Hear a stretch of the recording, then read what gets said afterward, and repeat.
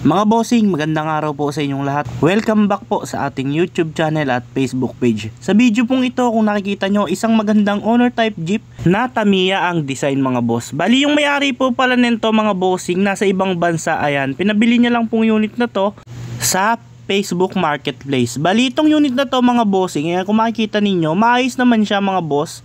Pero mamaya may papakita ko sa inyo yung mga hindi kaaya-aya na trabaho sa unit na to mga bossing. Medyo hindi talaga kaaya-aya kasi talagang inassemble lang ng basta-basta. Ayan, pakikita ko sa inyo sa bidyong ito. Hahanguin natin yung kanyang kaha, papalitan natin yung mga dapat palitan, ayusin natin yung mga dapat ayusin mga bossing.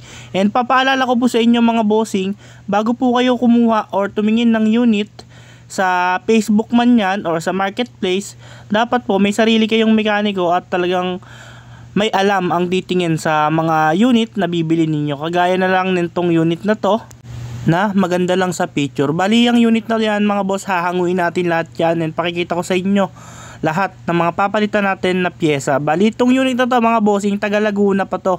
And yung buong video na to, eto, panoorin nyo hanggang dulo kung ano-ano yung mga papalitan natin. And yung may-ari pala nito mga bossing, ulitin ko, nasa ibang bansa. Ito po siya mga boss. Dumating na po yan dito sa talyer ng Team Silverchair. Okay naman yung bumper niya mga boss, malinis.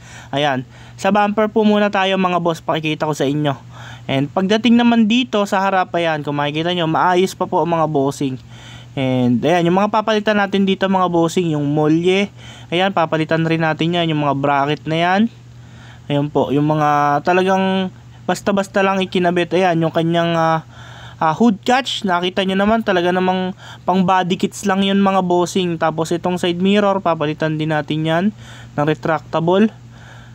Tsaka ayan, yung pinaka handle nya. Then dito naman mga boss, ayan, papalitan natin yan ng Recaro. May dalang Recaro sila boss na binili na din daw nila mga bossing. Ayan po. Bali sa gauge po mga boss, papalitan din natin lahat yan ng gauge. And yung manibela, gagawin nating EPS. Ayan po, kung makikita ninyo, talagang yung unit sa picture lang po talaga. Don't judge the book by its cover. And pag nakita nyo ng personal talaga tong unit na to, talagang hindi kayo ma-amaze mga bossing, kasi maganda lang talaga siya sa picture mga boss. Ayan po, bali yung manibela niya or yung steering wheel, papalitan rin natin. May dala din sila boss. Bali yung kapatid niya po pala yung nagdala dito sa garahe mga boss. Ayan, papalitan din natin yan. And dito naman tayo sa harap, yung kanyang makina, bubuksan natin. Ayan po, bali yung makina niya mga boss, okay naman, nakarating naman siya dito. Ayan po, pipinturahan natin lahat yan. And hahanguin natin tong buong body niya mga boss, pakikita ko sa inyo. Then sa engine mounting naman nito mga bossing, ayan o, pakikita ko sa inyo mga boss. Ayan po, yung convert na bakal, ayan o. Kumbaga, kung tawagin namin dito mga boss, chicharon. Ayan. Ayan, ito naman yung kanyang bangko na fiber seat, papalitan niya ng Recaro mga boss. Ayan po. Then dito sa likod, ayan, re-repairin natin yan. Yung flooring nga pala nito mga bossing, galvanized. Pipinturahan po yan ng synthetic. Ayan, papalitan din natin yung taillights na yan. Tapos ano pa ba? And ito yung kaha niya mga boss, ayan, kung makikita nyo, wala sa align mga boss. Yung pinaka centralisado mga boss, hindi po siya naka-align, talagang sinalpak lang. Then yung tapis ng fender nito mga boss, papalitan rin pala natin. Ayan, and hahanguin natin to.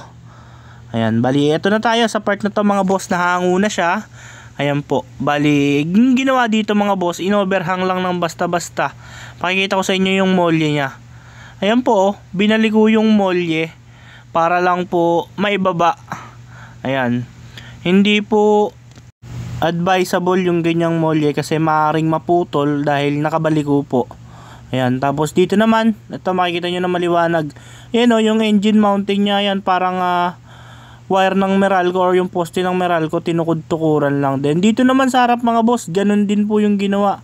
Ayan o, binali yung pinaka molye nya. And dito naman yung isa natin na pakikita ko sa inyo na sample. Ayan po, ganyan po dapat ino-overhang po ng tama para maayos yung laro ng harap nya. Itong unit na to mga bossing, yan. Yung body nya, nung nagamit namin, sobrang tagtag mga boss. And ayan, ihahabol natin to. Bali pauwi si sir ngayong January.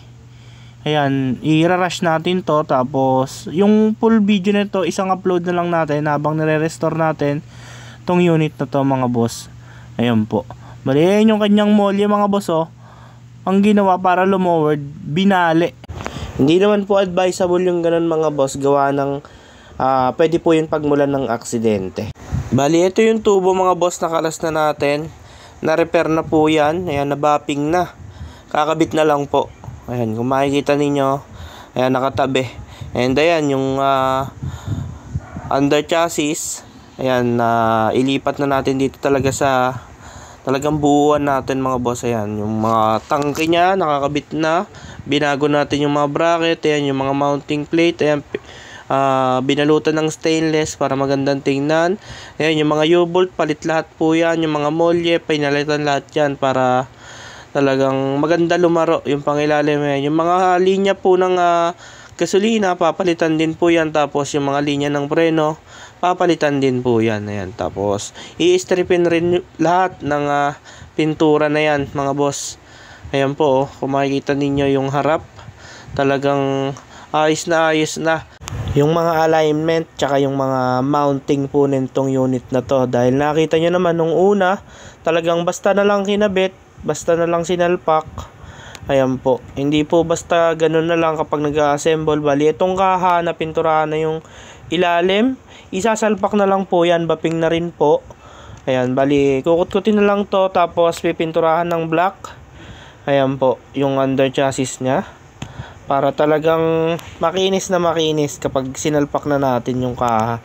Then ayan, pinalitan pala natin ng gearbox yan para lalong lumambot yung manibela. And yung manibela nito mga bossing, i-electronic na natin para malambot talaga.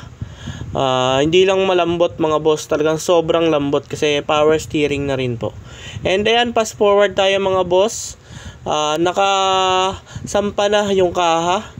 Ayan po, nakakabit na yung mga upuan. Ayan po yung upuan nyo, Recaro. Bali sila sir din po yung bumili nito from Laguna. Ayan, yung manibela binaklas, gawa ng papalitan nga ng electronic power steering. And ito po yung roll bar nya, nakasalpak na rin. Then yung flooring nya mga bossing, napinturahan na rin na. Ayan, synthetic. Then yung accessories sa likod, yung ilaw or yung taillight nakakabit na. Yung tailgate nakakabit na rin. Ayan, yung pinakabangko nya naka-fix na. Then yung pisngi mga boss, ayan yung harap ng cowl, papalitan ng tapis yan kasi puro butas. Then yung makina, kinokompleto na rin. Ayan po, pinatutuyo lang yung radiator, hindi lang nakakabit. Then itong grill, kakabit na lang din kasi mahirap gumalaw kapag walang grill. Ayan po, bali yung tapis nito mga boss, ikakabit na lang din yung panglikod, then babapingin para makinis na makinis kapag nakompleto na mga boss. Bali ayan po, sa next video abangan ninyo, kompleto na to, nakakabit na yung hood, yung grill, yung bumper, makinis na to mga boss. Sa next video na i-upload natin. Bali ayan na po yung final na tindig nya, talagang good na mga bossing.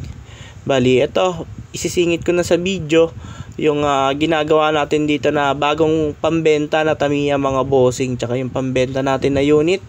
Ayan po, kung makikita ninyo yung pinakatapis nya hindi pa nakakabit. Bali yung papakita ko sa inyo, ito mga bossing, ayan, ina-assemble, talagang restore, talagang in-strip to metal mga boss. Bali ayan yung makina nya, nililinis kompleto yan mga bossing. Ayan yung differential nya, ayan, pinalabas lahat ng bakal para dikit na dikit yung pintura.